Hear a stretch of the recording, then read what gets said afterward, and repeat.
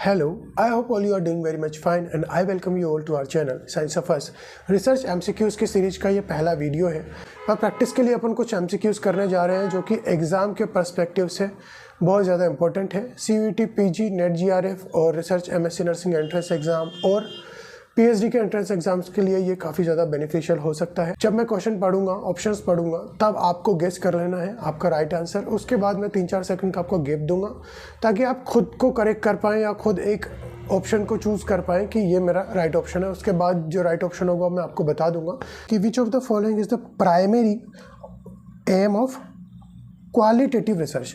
तो पहला रूल ये होता है कि आप क्वेश्चन को बहुत अच्छे से पढ़ें। अब जिनको ये आता है तो कुछ बच्चे जो हैं डायरेक्ट ऑप्शंस में जंप कर जाते हैं, ऑप्शंस में उनको कोई अच्छा सा ऑप्शन दिख जाता है, वो क्वेश्चन को गलत अप्रोच लगा देते हैं। तो पहले अच्छे से पढ़ना, मतलब 2 बार पढ़ना चाहिए क्वेश्चन को। तो ये पूछ रहा है यहाँ पर स्पेसिफिकली क्वालिटेटिव रिसर्च के बारे में। तो क्वालिटेटिव रिसर्च का प्राइमरी एम क्या है? इसके ऑप्शंस हैं यहाँ पर। Option number 1, to quantify data through statical analysis. Second option जो यहाँ पर है, to explore the meaning and experience of the participants. Third option जो यहाँ पर है, to test hypothesis with numerical data. और फोर्थ ऑप्शन है यहाँ पर आपका, to find the relationship between 2 variables. यहाँ पर आपने 4 ऑप्शन पढ़ लिए हैं, क्वेश्चन भी अपन ने पढ़ लिया है। क्वेश्चन अपन से पूछ रहा है क्वालिटेटिव रिसर्च का प्राइमरी एम क्या होता है। तो जाहिर सी बात है आपको आंसर इसका ऑलरेडी पता होगा, ये बहुत बेसिक सा क्वेश्चन है।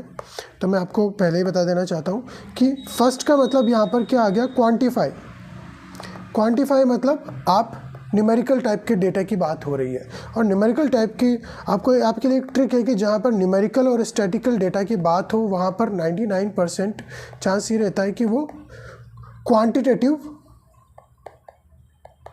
रिसर्च की बात कर रहा है, ठीक है। और जहाँ पर रिसर्च में subjective experience, feelings, emotions, social interaction, इन चीज़ों के बारे में अगर बात हो, इस टाइप से डेटा लिया जाए। अब ये डेटा बेसिकली किससे लिया जाता है? इंटरव्यू से, क्वेश्चनरी से, सर्वे से, ऑब्जर्वेशन से, इन सब से भी ये जो है ये डेटा आपका लिया जा सकता है, ठीक है। To quantify the data through statical. अब यहाँ पर स्टैटिकल आ गया, मतलब कि ये एक टाइप की किसकी बात कर रहा है? क्वांटिटेटिव रिसर्च की। To explore the meaning and experience of the participants. अब यहाँ पर एक्सपीरियंस आ गया है, इसका मतलब हो सकता है कि यही अपना राइट ऑप्शन हो। तो इसको साइड में रख लीजिए, अभी ये आपको टिक करके आगे नहीं जाना है। आपके पास हमेशा एग्जाम में टाइम होता है, तो बहुत तरीके से आपको अप्रोच करना होता है क्वेश्चन को, क्योंकि ये बहुत ही मैटर करता है कि आप किस तरीके से जल्दीबाजी ना करते हुए राइट ऑप्शन को चूज करें, क्योंकि हो सकता है कि बेस्ट सुटेबल आंसर जो है वो नेक्स्ट ऑप्शन हो।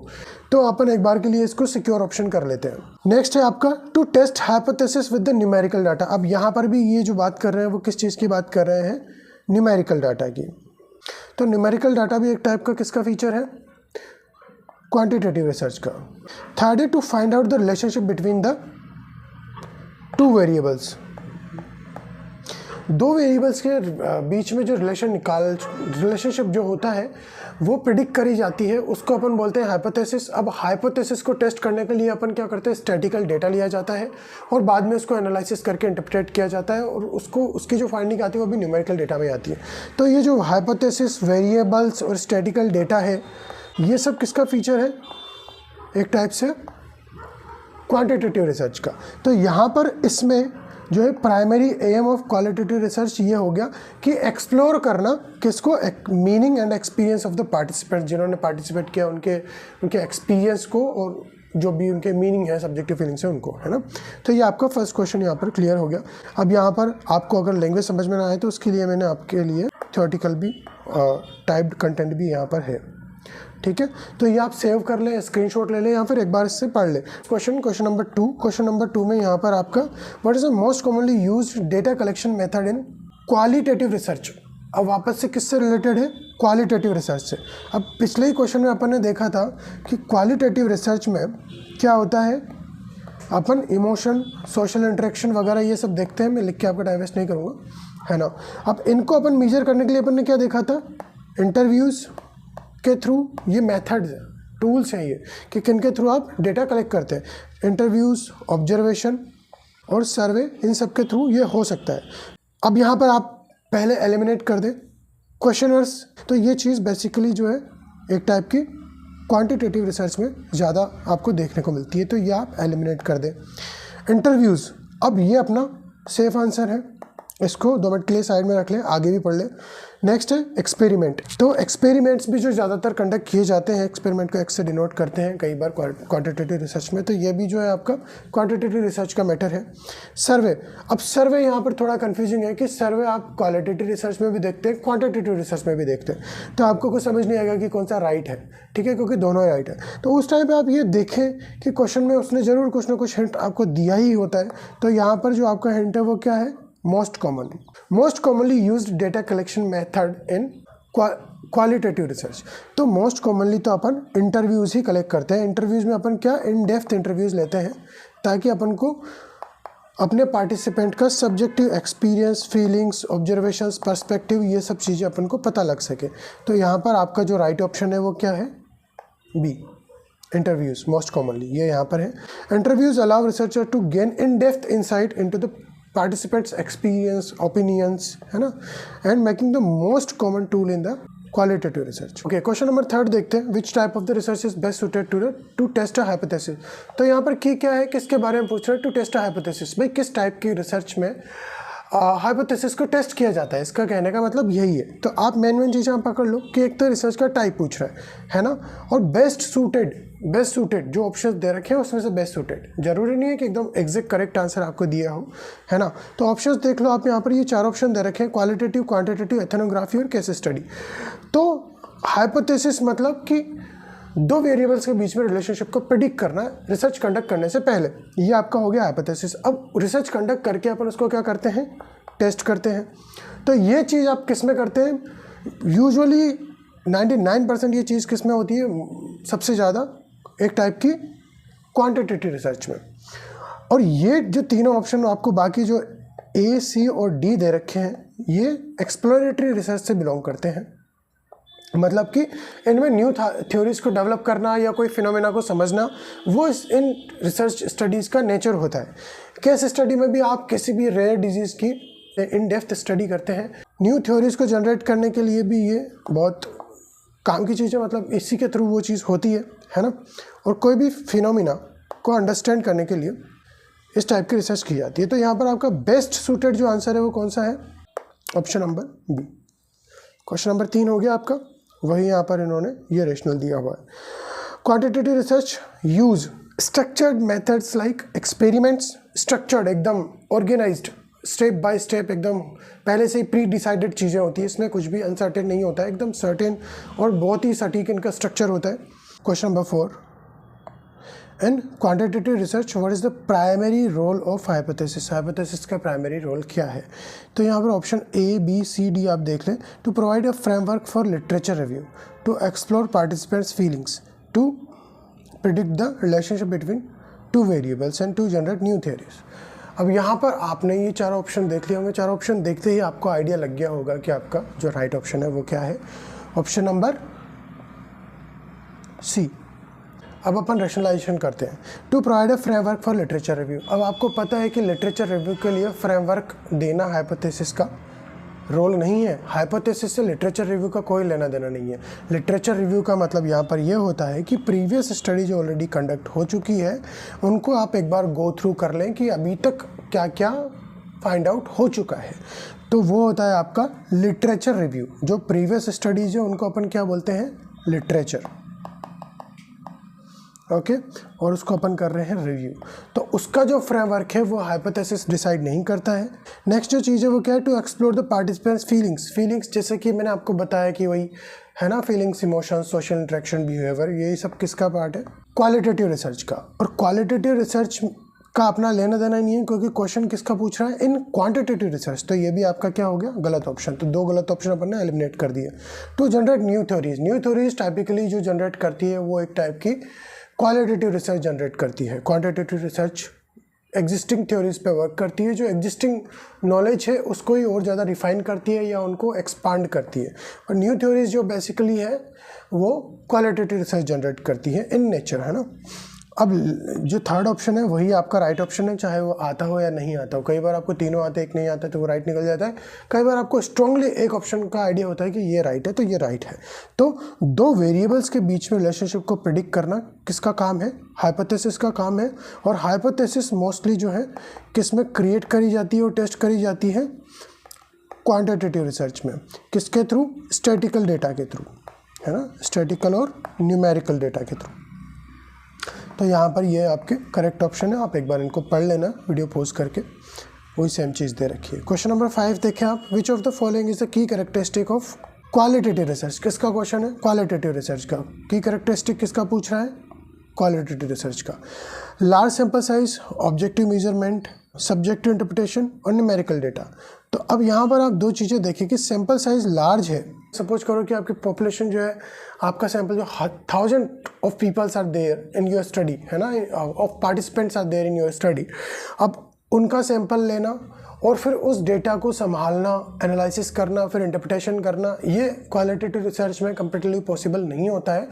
क्योंकि क्वालिटेटिव रिसर्च का नेचर क्या होता है? In depth interviews. तो इतने ज़्यादा पार्टिसिपेंट्स को आप कैसे हैंडल करेंगे? तो लार्ज सैंपल साइज बेसिकली किसका एलिमेंट हो गया? क्वांटिटेटिव रिसर्च का। तो ये ऑप्शन आपका हो गया गलत।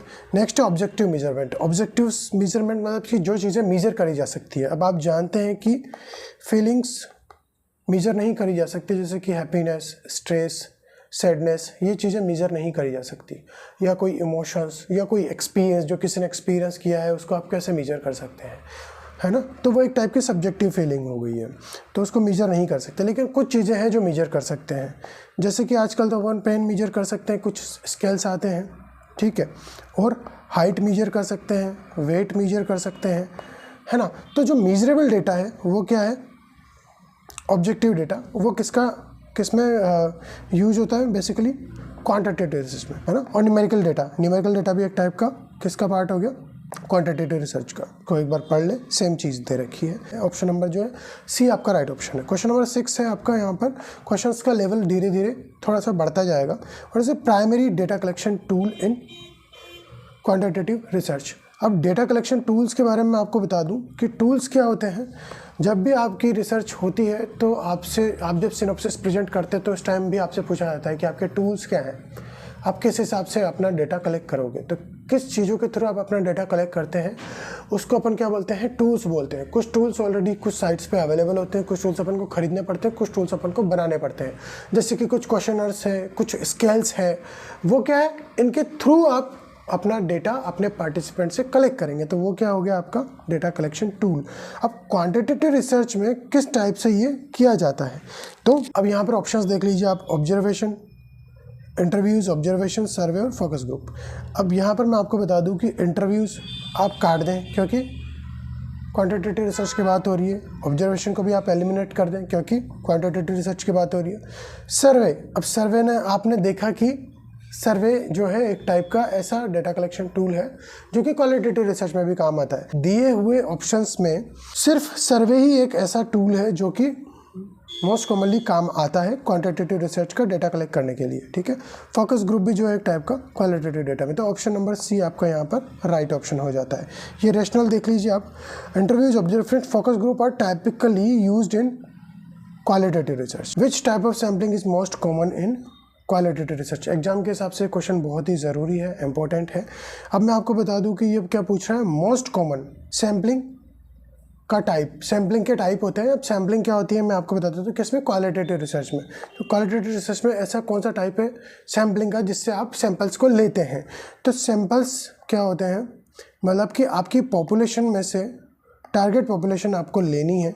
जैसे कि आपकी पॉपुलेशन हो गई, है ना, 12th के बच्चे हो गए, उनके ऊपर कोई स्टडी कर रहे हैं, 12th के स्कूल गोइंग बच्चे हो गए, तो सारे बच्चे आपके क्या हो गई? पॉपुलेशन हो गई। और उनमें से सिर्फ आपको 50 स्टूडेंट्स पे स्टडी करनी है। तो अब सपोज करो कि 12th के बच्चे तो बहुत सारे हैं, है ना, एक बार मान लो रफली, है ना, सपोज करो 1000 बच्चे हैं, उनमें से आपको सिर्फ 50 बच्चों पे स्टडी करनी है। तो ये 50 बच्चे आप कैसे सेपरेट कर रहे हैं, कैसे छांट रहे हैं? तो ये 50 बच्चे, ये तो हो गए आपके सैंपल। ये जो चीज़ हो गई आपकी, ये क्या हो गई आपकी? सैम्पलिंग, जिस टेक्निक से आपने इनको अलग किया।